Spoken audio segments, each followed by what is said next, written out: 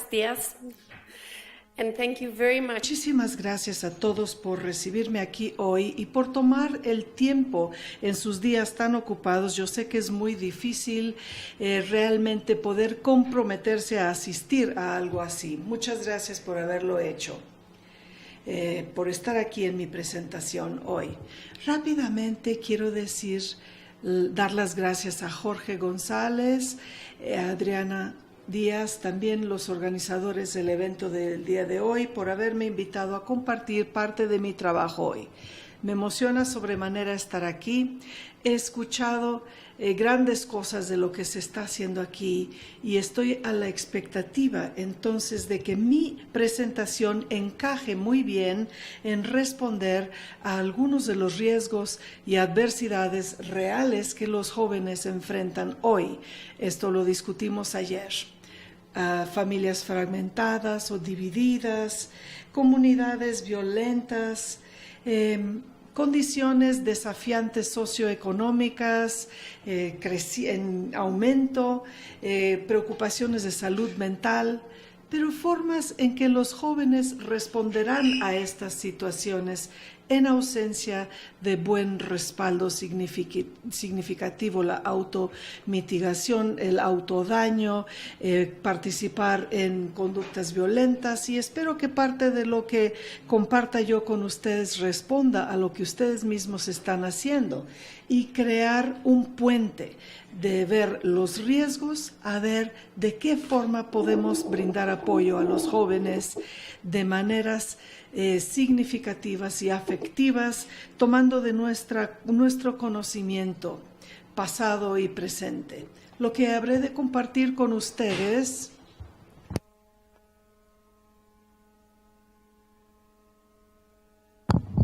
quiero compartir con ustedes algo de lo que hemos entendido de la teoría de la resiliencia, de dónde provenimos, dónde estamos hoy con la investigación, y después vamos a ver las implicaciones para la promoción de salud mental, tomando de los estudios, de 2 estudios que he sido parte, estudios de transición de juventud, tomando de otros espacios también.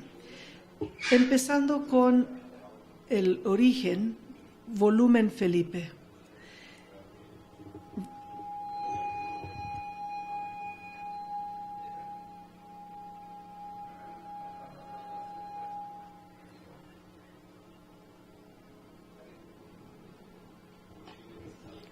Podría ser yo, ¿verdad? Más volumen en cabina de interpretación. Estoy al tope. Tengo campos magnéticos muy raros. No puedo darles cuerda a los relojes antiguos que hay que darles cuerda porque se paran totalmente. Bueno, en 1955...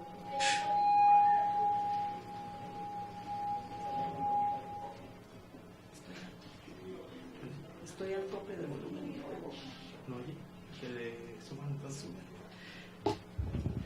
Espero que las personas afuera me puedan escuchar.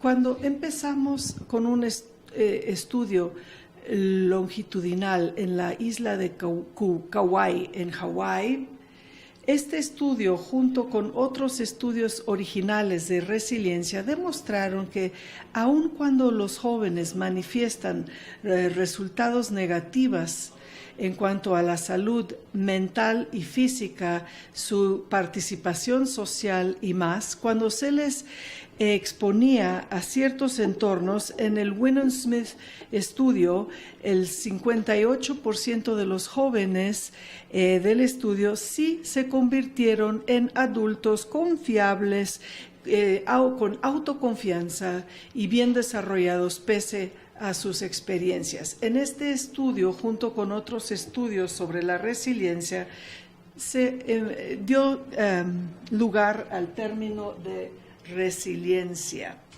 Aun cuando los investigadores estaban estudiando entornos dañinos, el enfoque era sobre las características y las capacidades dentro del individuo que promovía estos resultados positivos. Y así estos estudios tempranos de la resiliencia entendieron el concepto como algo nato, una característica, algo que podía ser enseñado a los jóvenes para ayudar a fomentar los buenos resultados y producir al niño invulnerable. Interesante es que en los últimos 20 a 30 años, conforme aumenta nuestra capacidad de investigación, esto ha informado nuestra investigación en la resiliencia y nos hemos dado cuenta que las capacidades del individuito juegan un papel pequeño en promover estos resultados y de hecho son los recursos dentro del mismo entorno social, las relaciones, acceso a servicios físicos también, que mejoran los resultados personales que llevan a estos resultados que son mejor de lo esperados. Lo que es realmente maravilloso de esta investigación, y siento que se refleja en este logo con el cerebro y las relaciones al torno, es que mientras estamos aprendiendo la importancia de apoyos e intervenciones complejos, por ejemplo, mitigación y particulares abordajes en la terapia y consejería, siempre reconociendo su importancia, pero vemos que también hay valor en actos aparentemente insignificativos en nuestras comunidades, las formas en que el afecto físico puede reestructurar el funcionamiento neurológico, la forma en que estos actos cotidianos de bondad y compasión pueden, como por arte de magia, cambiar la secuencia de los eventos para los jóvenes, cambiar su trayectoria y llevar a buen puerto. Ahora, tomando del trabajo de Ad Maston, ¿qué es lo que sabemos hoy de la resiliencia? ¿Cuál es esta investigación de los últimos 20 o 30 años que nos enseña acerca de la resiliencia y los resultados?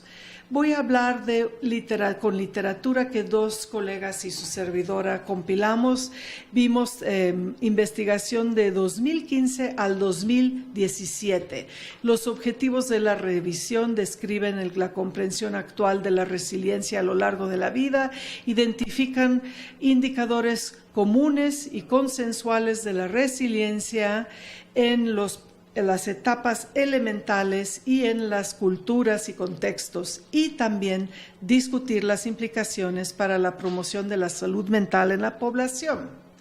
De los 4.585 estudios, ¿qué es lo que encontramos? La investigación nos demuestra que la resiliencia tiene que ver con recursos o activos individuales, recursos de relaciones y recursos contextuales. También nos demuestra que estos tres componentes embonan, no solamente embonan uno con el otro, trabajan en conjunto como proceso interactivo, moviendo a los jóvenes de contextos de riesgo no normativo y adversidad a cualquier cosa por encima de lo que esperaríamos ver como riesgos en estos jóvenes, sacando a los jóvenes de estos contextos a llevarlos a contextos y resultados mejor de lo esperado o buenos, mucho mejor de lo que se esperaba de los jóvenes en estas condiciones. La investigación nos muestra sin lugar a dudas cómo los tres componentes operan en conjunto. Y al final de mi presentación vuelvo a esta diapositiva para ver las voces de los jóvenes y qué nos dicen ellos de esto. Pero estos tres componentes, ¿qué comprenden? Qué bien que yo me pare aquí y le diga, bueno, los recursos individuales y los relacionales y contextuales, pero ¿qué son? Y aquí es donde se torna más complejo el tema, más complicado. Ejemplos de activos individuales solamente estoy dando ejemplos. Incluyen las habilidades cognitivas, la función ejecutiva, la autorregulación, saber resolver problemas, positivo efecto, sentido de humor, pensamiento creativo y competencia, la autoeficacia, autodeterminación y la capacidad de actuar. Pero también muy importante, también el marco de significado y de lo que hacemos, lo que significa y lo que hacemos. Cuando pensamos en intervenciones, en particular programas que se implementan en escuelas, en el currículo que está diseñado para mejorar estas capacidades, por ejemplo, autoestima, podemos ver qué tan fácilmente las complejidades de lo que promueve y sostiene esta eficacia se puede ignorar. También sé de estudios que han mostrado contextos inciertos en los cuales el autoestima se pone en riesgo. Si tú te sientes bien acerca de ti mismo y sientes que tienes valor, pero no sabes resolver problemas, a menudo se manifiesta en violencia. Es complejo el tema. No podemos darnos el lujo de ver solamente uno de los factores de la resiliencia. Hay un interjuego y son los recursos relacionales que de manera poderosa desarrollan y aumentan estos activos o estas características. Los recursos relacionales se encuentran en las relaciones con los que están al cuidado, con los hermanos, la familia extendida, grupos de pares, hermanos, amigos, los educadores, mentores.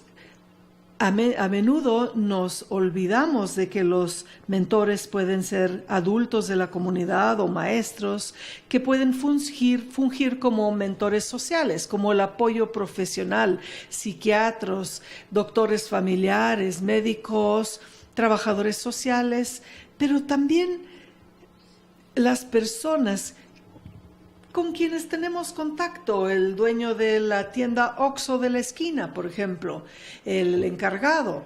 Aquí son relaciones, todas las relaciones. No es con quién es la relación lo que importa, sino cómo se manifiesta la relación que va a determinar si promueve o no la resiliencia. Y esto nos emociona porque abre la gama de posibilidades y se caracterizan como seguros, como alimentadores, como cuidadores estables de aceptación y respeto. A lo mejor no acepto tu conducta y tus elecciones, pero te acepto a ti. Y están llenas estas relaciones de respeto. Lo maravilloso de todo esto es que todas las relaciones fundamentales con los cuidadores principales, cuando están ausentes estas relaciones o son dañinas a los jóvenes y niños, podemos encontrar formas innovadoras de compensar por esto y sustituir la falta de esas relaciones o compensar relaciones dañinas. Pero hay que recordar cómo se ven estas relaciones que promueven la resiliencia. Aun cuando éstas pueden promover ciertas características, los recursos de relación también forman un puente a los recursos contextuales. Nos dan el capital social que a menudo se necesita para crear un acceso, para crear recursos educativos y mantener la participación activa, acceso a los recursos recreativos que son importantes y que disfrutan. Otros recursos contextuales es la cohesión comunitaria, la estructura. Y sé que más adelante en el día de hoy van a ver la importancia de esto. Factores socioeconómicos, igual que la política que proporciona los servicios, oportunidades de participar espiritual y religiosamente, muy importante, y oportunidades para participar en actividades culturales y de civismo. Y en estos componentes y características retroalimentan las relaciones y los recursos contextuales y las características individuales que van a ser beneficiadas para un joven, dado el contexto y el momento específico, esta coyuntura, son cruciales. Entender el contexto socio y cultural puede subrayar los riesgos y llamar la atención a los riesgos. Por ejemplo, los jóvenes que emigran de México a Estados Unidos y las comunidades en las que entran, en donde están marginalizados, ridiculizados, con este punto, esta coyuntura en la que tienen una cultura personal y una cultura adoptiva en la que están siendo marginalizados. Son riesgos y hay que volver a ver los recursos. Volumen, Felipe. Así que podemos empezar a ver cómo estos distintos componentes se retroalimentan unos a otros dentro de unas de estas tres celdas que vemos, alimentan el círculo virtual que tenemos aquí. Pero he mencionado que la resiliencia es un proceso. ¿Cuál es la máquina, la fuerza motriz de esto? Bueno, aquí nos ayuda a volver a esas características individuales de los procesos y el marco y la autodeterminación. Ahora yo sé que voy a seguir recordándoles que no se centren sobre los individuos, nadie es responsable individualmente. Ahora, si estamos viendo este marco que produce sentido significativo, todo lo que aporta a nuestra vida y que nosotros echamos mano de ello para entender nuestro lugar en el mundo.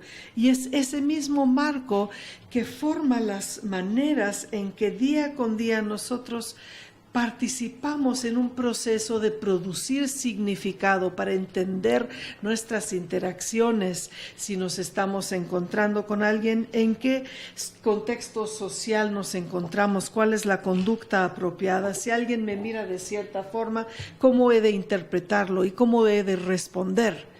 Lo toco, saco la pistola, digo hola, ¿qué es lo que voy a hacer? Ese proceso le da forma a cómo las personas entienden las experiencias y cómo deberán responder ante estas experiencias. Y es bajo esta luz que se toman decisiones en torno a cómo conducirse, cómo ejercer la autodeterminación, de dónde echo mano y cómo es que las consecuencias de mi conducta alimentan mi búsqueda de dar y encontrar sentido. En la práctica, los jóvenes van a tener una experiencia, va a haber una interacción, le van a dar sentido al evento y al darle sentido al evento van a decidir cuáles son los recursos de los cuales echarán mano y al decidir esto habrá consecuencias para la interacción con estos recursos. Y esas consecuencias se harán aplicar o se desafiarán, se impugnarán y darán forma a la forma en que los jóvenes se van a conducir. Tenemos que tener cuidado cuando hablamos y nos centramos en el individuo. Vamos a ampliar nuestra gama. Los marcos que conducen a producir sentido empiezan desde el momento en que el niño nace. Sus interacciones con su entorno empiezan a cobrar forma y dar forma de cómo entienden lo que les rodea.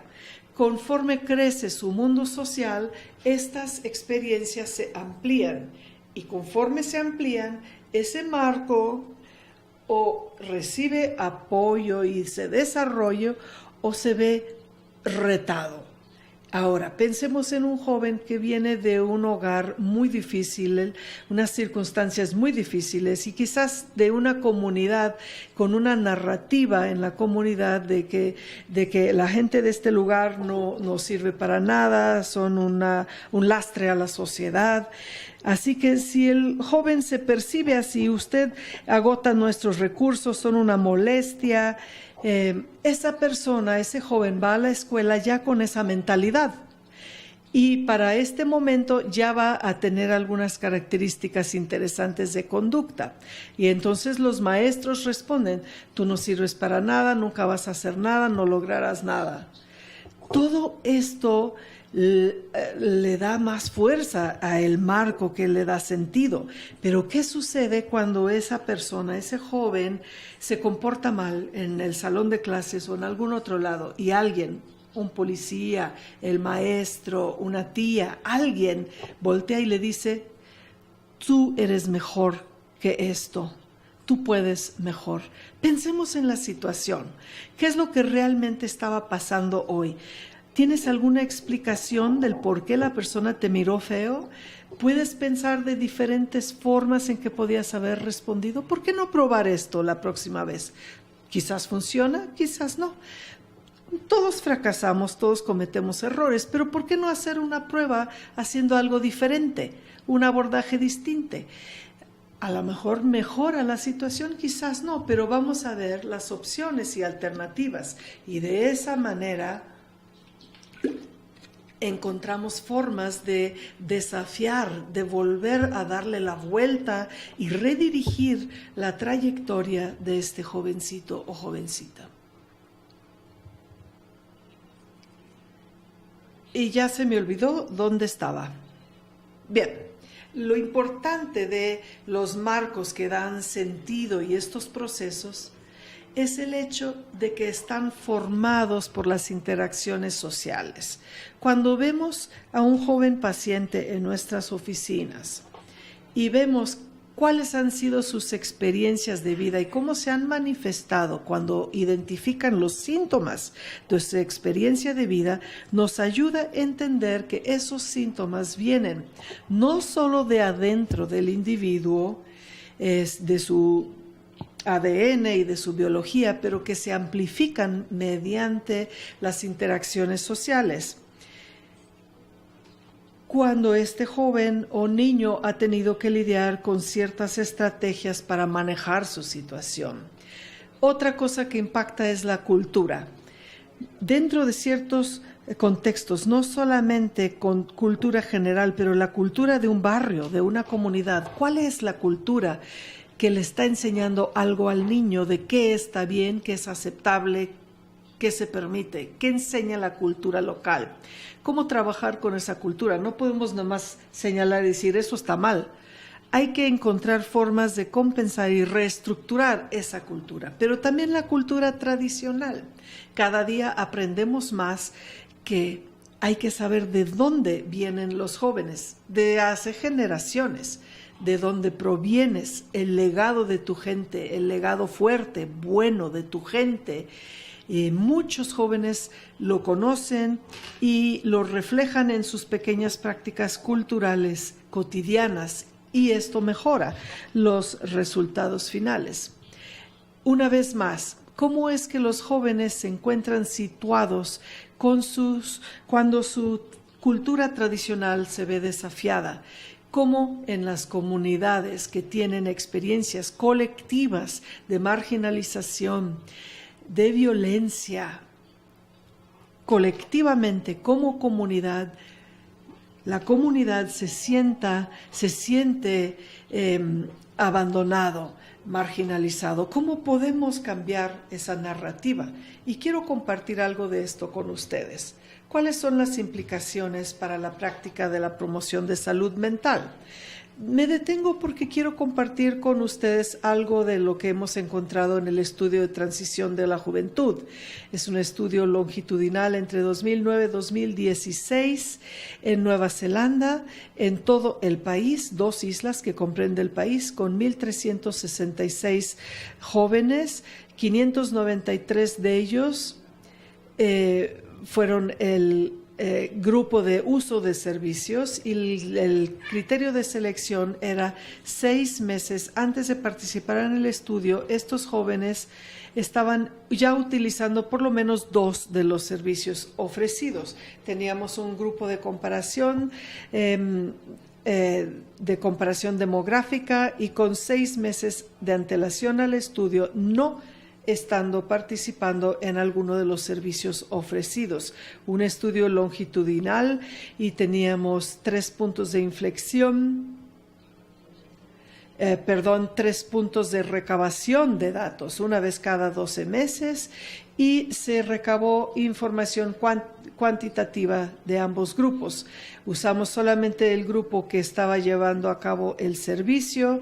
En el segundo aspecto, con 3 entrevistas, una cada 12 meses. Es importante señalar que casi el 50% eran jóvenes de la etnia maori, otros eran jóvenes de la isla del Pacífico. Todos son indígenas, ya sea de las islas del Pacífico o de Nueva Zelanda. Y era un pequeño porcentaje que se identificaban de tener un linaje europeo, o sea que había una diversidad cultural muy vasta. Déjeme señalar que en nuestro cuestionario de 17 páginas, 13 de las preguntas visualizaban las experiencias de los jóvenes y el grado de satisfacción con los servicios. Y lo que hemos visto es el grado en el que el personal respetaba al niño, al joven. ¿Cómo sentías tú el respeto del personal? Las personas que me ayudaban me estaban apoyando, el personal me habló de una forma que yo entendía. Vimos también el grado en que respondían los servicios a las necesidades. Yo ayudé a escoger mis servicios. Este es el servicio que yo necesitaba.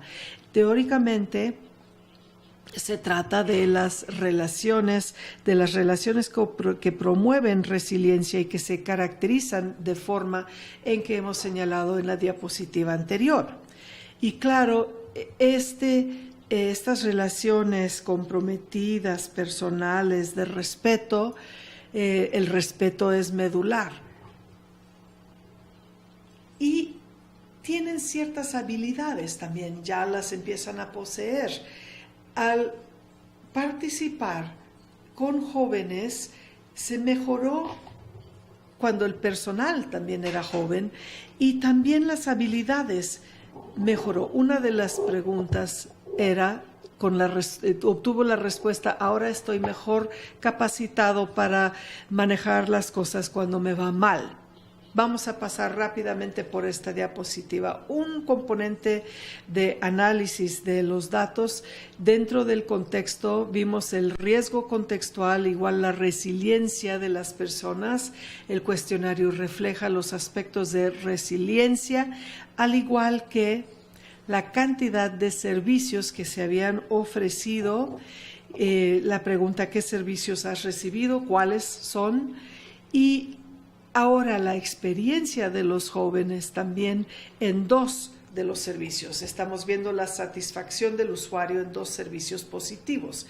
¿Cuál será este impacto en los riesgos y resiliencia y los resultados funcionales? Cosas como la participación y la conducta, por ejemplo, en la escuela. ¿Estás en la escuela? Era una pregunta. ¿Vas a la escuela? ¿Te va bien en la escuela?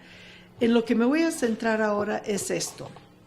Podemos ver que hay una fuerte correlación entre la experiencia de servicios positivos y la resiliencia. Lo interesante es que los resultados positivos es importante, aunque no es enorme, el grado en que afecta. Se aumenta, se desarrolla conforme aumenta la resiliencia y a un año se mide y tienen un gran impacto en los resultados funcionales en el tercer momento medido.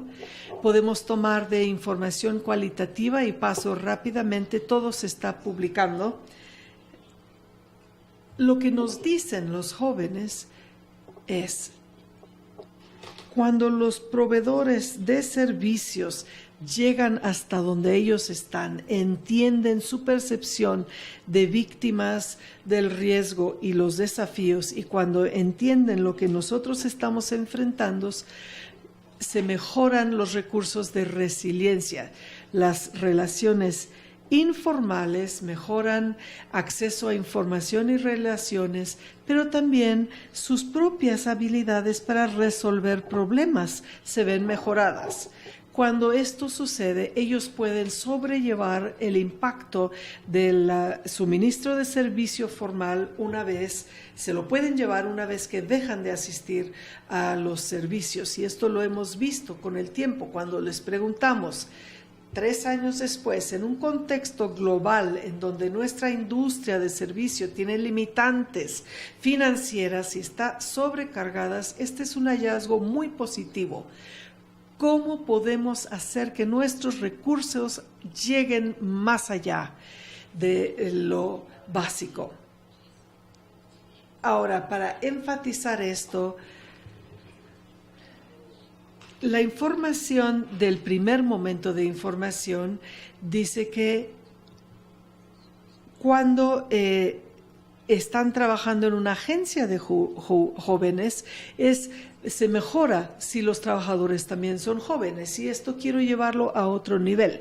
El hecho que las personas han respondido sobre 2 servicios nos dieron unos hallazgos.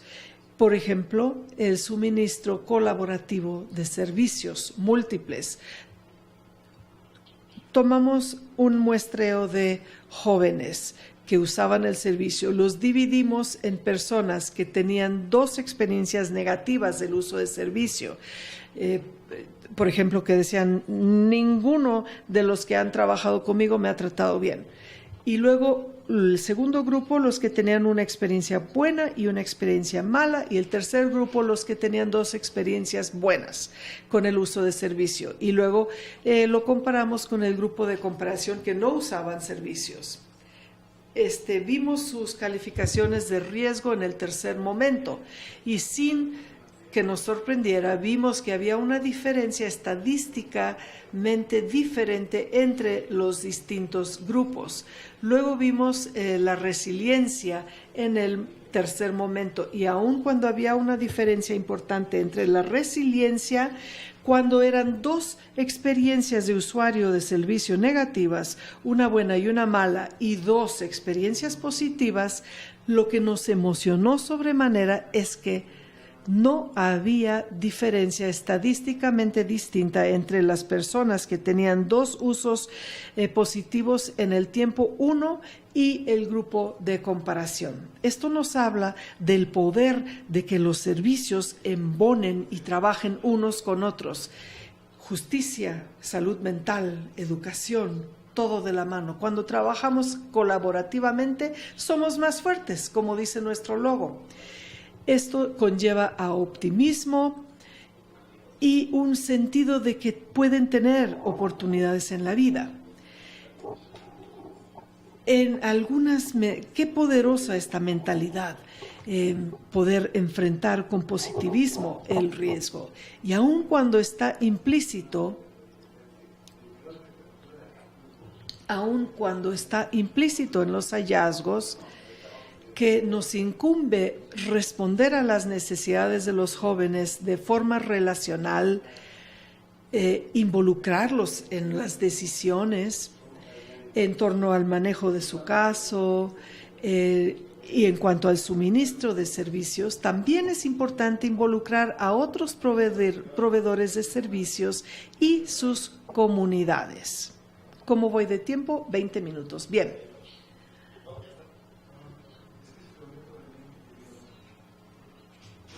Ahora, siempre que está implícito esto en los hallazgos del estudio Espacios y Lugares, se demuestra el valor de este tipo de servicios.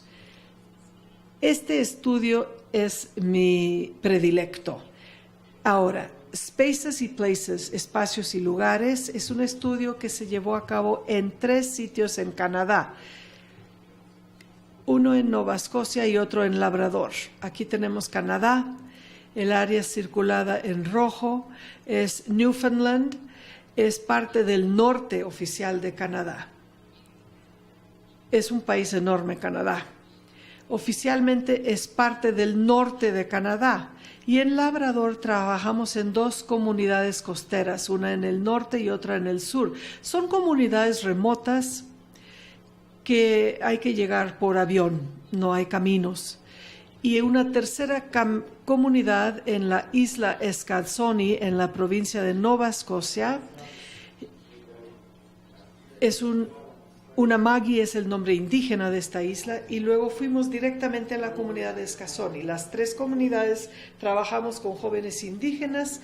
En Labrador las 2 comunidades son de los Inuit y trabajamos con los jóvenes de estas comunidades, los jóvenes indígenas. 25 en total participaron en el estudio, y aun cuando son cantidades pequeñas de jóvenes, es un estudio cualitativo. Debo mencionar que en las 2 comunidades del norte son comunidades tan pequeñas que en una, por ejemplo, en el momento del estudio, solamente había 86 jóvenes menores a 25 años de edad. Así que es una muestra representativa. Las cifras son pequeñas, pero 25 jóvenes dividido parejo entre niñas y niños, 13 niñas, 12 niños, y como dije, este es un estudio de investigación en el que usamos abordajes cualitativos para entender las maneras en que las comunidades pueden facilitar participación cultural y de civismo de los jóvenes. Interesantemente, los socios eran su servidora y 3 proveedores de servicios de salud mental. La idea del estudio llegó de los proveedores de salud mental, porque ellos querían entender cómo las comunidades informalmente pueden apoyar la participación cultural y cívica de los jóvenes para promover la salud mental, involucrando a los jóvenes en la comunidad. Es importante porque las tasas de suicidio en las comunidades indígenas de Canadá son de 7 a 8% más altos que la población general de Canadá. Por eso es muy importante entender cómo manejar esta situación. Usamos fotografía autoimpulsada en las casetas de fotografía. Nosotros filmábamos a los jóvenes gran parte de su día, y luego llevamos a cabo entrevistas individuales con fotografías y con observación de video. Ellos podían observar su propia vida mediante las fotos y los videos. Y luego hicimos entrevistas focales de grupo.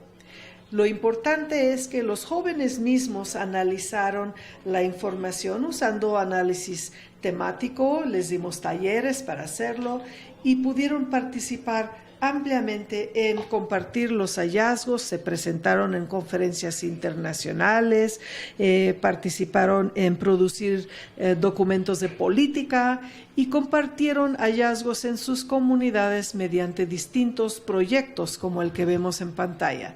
Voy a compartir con ustedes los hallazgos de una de las comunidades y un mural que ellos pintaron reflejando sus temas particulares y centrales, porque habla de lo que se encontró en el estudio de transición de jóvenes. En el mural vemos a una joven andrógena, una persona saludable, feliz, y es la definición que usamos aquí. Se desarrollaron y convirtieron los niños en jóvenes felices y saludables, apoyados por 4 elementos básicos. Se pueden ver los elementos cómo están encajados y entretejidos en una red fuerte y comprometida que subyace a estas personas. Es la base.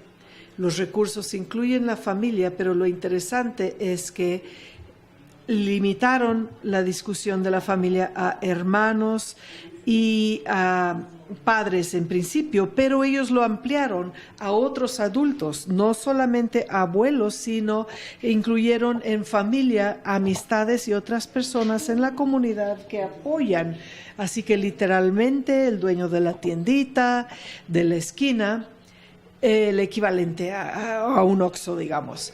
Pero hablaron de la importancia de estas diversas relaciones en apoyarles y respaldarles de distinta forma. También los jóvenes hablaron y estos son jóvenes que no leyeron la investigación, no leyeron la literatura, sin embargo hablaron de cómo estas diversas relaciones apoyan el desarrollo de los recursos medulares que ellos necesitan, como la autoestima, y lo hacen de distintas formas. Lo hacen al proporcionar recursos prácticos, por lo menos ingerir un alimento bien al día, a los que no tienen, al proporcionar amor, apoyo, conexiones a la cultura, al tener esas redes sociales en donde pueden ir a ayudar físicamente a un anciano de la comunidad. El adulto mayor va a estar ahí contándote cosas mientras tú haces su trabajo físico que él no tiene la habilidad ya de hacer. Todo esto impulsa, aumenta el autoestima de dónde vengo, cuáles son mis fortalezas, mi autoestima, mi autoconfianza, mi autonomía. Estas relaciones son un recurso central para acceder a la cultura, pero también hablaron de la forma en que se necesitaba la cultura y que fuera entretejida en sus vidas cotidianas. En muchas comunidades, las escuelas han presentado programas culturales. Algunos dicen es aburrido, no lo quiero hacer. Los jóvenes en esta comunidad en particular estaban experimentando algo diferente y podían hablar del hecho de que cuando la cultura está presente en mi vida cotidiana, la cosa cambia. Cuando puedo ir a correr en un parque que tiene los artefactos culturales que yo conozco, todo alrededor en el parque, eso hace la diferencia. Cuando mi historia y mi cultura están aquí entretejidas en mi vida cotidiana y también en los espacios educativos formales, aun si eres una persona blanca o de fuera, extranjero de la comunidad, si tú entras a mi escuela y participas conmigo, tú te conviertes en parte de mi cultura, tienes que tomar también de mis enseñanzas y aprendizajes culturales y el valor de esto. Y ellos dieron ejemplos, pero en aras del tiempo no les daré los ejemplos que me brindaron. También manifestaron que la educación es un apoyo no solamente formal, sentarse en un salón de clases y aprender matemática e idiomas, sino que la educación se trata de desarrollar la persona integral. Ahora, han subrayado el valor y la importancia de las escuelas y las relaciones del personal escolar con los niños y adolescentes que vienen y provienen más bien de hogares violentos y volviendo a dirigir su conducta. Así que los espacios educativos se tratan del niño integral y no solamente del aprendizaje formal que se imparte. Creo que mencioné la importancia en la cultura indígena de América del Norte de estar conectado a la tierra. No lo había dicho. Pero esto lo sabemos por mucha investigación en cuanto a la resiliencia indígena. En Canadá, la parte central es la conexión a la tierra. Aquí me detengo y mostrarles que está en el mural. Los jóvenes literalmente tenemos aquí el cerro que se ve en el mural, literalmente es el cerro que está atrás del edificio. Habla de la importancia de estos 4 temas. Colaborar en el tejido, trenzado para ayudar a los jóvenes, sucede en el entorno literal geográfico de su comunidad y qué tan valioso es esto para la salud mental de los niños y jóvenes. Lo que ellos dicen es de crucial importancia porque no solamente afirma la comprensión de la resiliencia, aunado a ello, lo que subyace la experiencia es un abordaje distinto al suministro de servicios de salud mental.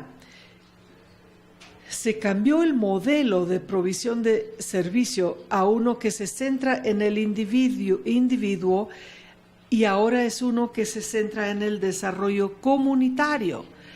Se centra en la comunidad y no el individuo. Y esto, y con mucho gusto se los comparto, es que han desprofesionalizado, ya no trabajan bajo un mandato que dice eso no me corresponde, o tu abuela no puede participar porque no tiene la enseñanza formal. Eso ya no es el caso.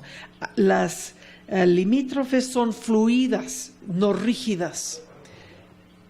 Al igual que el valor de tomar de recursos informales, aparte de la capacitación formal. Encontraron que al hacer esto han podido aumentar la capacidad como proveedor de servicio de salud mental, y lo han hecho al echar mano del joven que está trabajando en la tienda de la esquina, traerlo al caso, a las abuelitas también traerlas al caso, pero también trabajando de manera mucho más colaborativa con otros proveedores de servicios. Tienen relaciones muy productivas y saludables con la policía, con las escuelas, con los servicios de salud física también.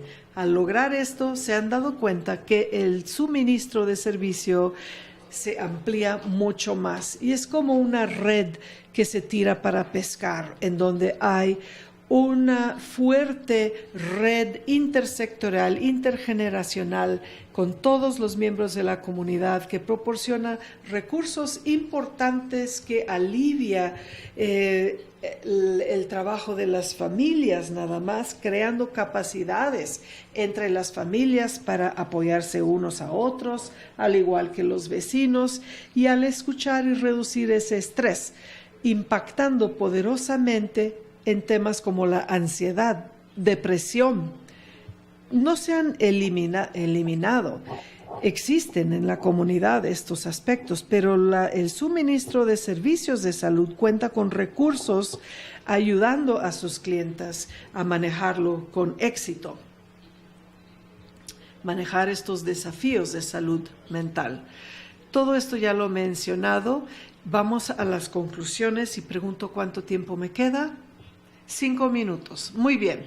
Así que si entendemos la resiliencia como un proceso transaccional y no una característica estática dentro del individuo que podamos enseñar o desarrollar en un entorno de aula, si más bien lo entendemos como un proceso transaccional dentro de un marco organizacional, desde esta perspectiva podemos entender los resultados mentales determinados por psicológicos, biológicos, sociológicos, aspectos dentro del contexto del apoyo ambiental. Y así podemos entender que cualquier cosa en torno al individuo puede ofrecer un riesgo, pero a la vez, si nosotros trabajamos con ellos, también podemos entender cómo los elementos dentro de ellos mismos, sus fortalezas y el contexto puede brindar apoyos importantes, influyendo en sus elecciones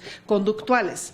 Las implicaciones de los servicios es proporcionar significado y perspectivas para los clientes y trabajar con ellos para identificar cuáles son los recursos que se necesitan. Vemos en ciertos contextos que automáticamente integran a los padres de familia en una situación de consejo, ignorando la dinámica de las relaciones, ignorando la forma en que los padres pueden inhibir el éxito. No estoy diciendo que hay que ignorar a los padres, pero hay que ver de qué forma los vamos a incorporar y participar. Tenemos que tener un mejor entendimiento de cuáles son los recursos que necesitan ahora. ¿Necesitas comer? ¿Necesitas darte un duchazo? ¿Cuándo dormiste? También tenemos que encontrar una experiencia adaptiva de aprendizaje en donde podemos desafiar las referencias, los procesos que producen sentido. Podemos encontrar recursos adicionales dentro de las comunidades y colaborar con otros proveedores de servicios para ampliar nuestro suministro de servicios.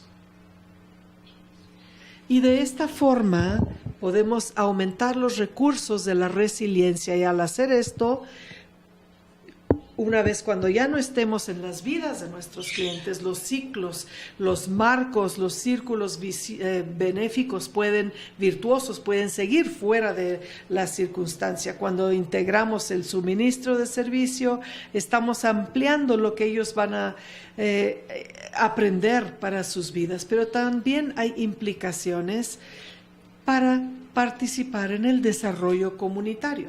¿Cuál es nuestra responsabilidad en términos de hacer política como profesionales de la salud mental para garantizar que se lleve a cabo el desarrollo comunitario?